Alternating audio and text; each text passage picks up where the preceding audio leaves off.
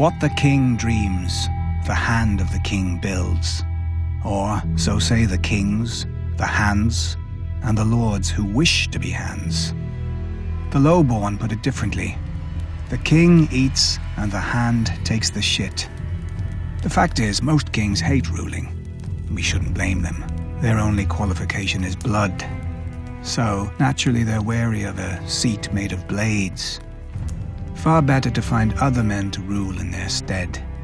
But how should a king select his hand? Family? One king chose his brother, Prince Maegor, a warrior who was proud and arrogant. Maegor agreed to marry the High Septon's niece to unite the faith and the crown, but then secretly wed a second wife, a Valyrian ceremony artfully combining bigamy and heresy. And when word of it got out, the king was forced to exile Maegor and choose a Septon as his new hand. But the damage had been done.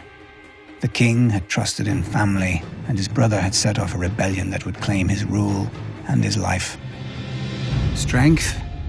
As little more than a boy, Sir Criston Cole replaced the legendary Sir Rayam Redwyne on the King's Guard and soon rose to Lord Commander.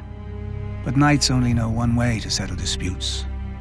When Prince Aegon's father died, Sir Criston slit the throat of an advisor who objected to Aegon's ascension over his aunt, the anointed heir. His actions so pleased the new king, Aegon, second of his name, that he appointed Sir Criston as his hand in the ensuing civil war, called the Dance of Dragons. Neither Sir Criston nor the king, nor even the Targaryen dragons would survive it.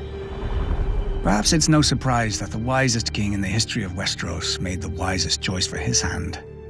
The son of a lowly blacksmith, Septon Barth had few options for advancement in the world, and even fewer after his family gave him to the faith as a child.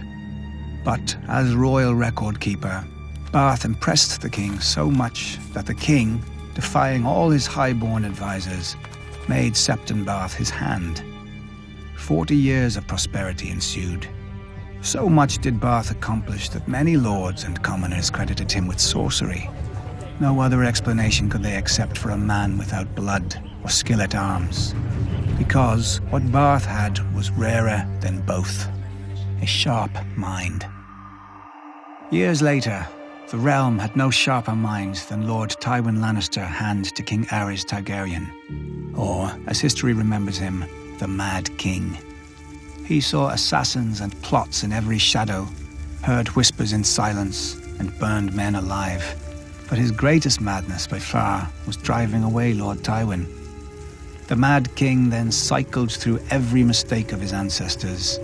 Soldiers, toadying lords, and at the end even an alchemist, perhaps to save the crown's growing expenses on wildfire. Unfortunately, it didn't save his crown or his dynasty. The new King Robert chose his foster father, Lord Jon Arryn, as his hand, the wisest decision Robert ever made. Not that it had many rivals. Too bad it proved so fatal. Lord Arryn was a man of honor from an ancient and proud family. But honor is no shield against the corruption of the capital, as Lord Arryn's successor, Ned Stark, learned as well. Perhaps the hand of the king is a flawed idea. Westeros needs a ruler who can rule, who builds what he dreams himself.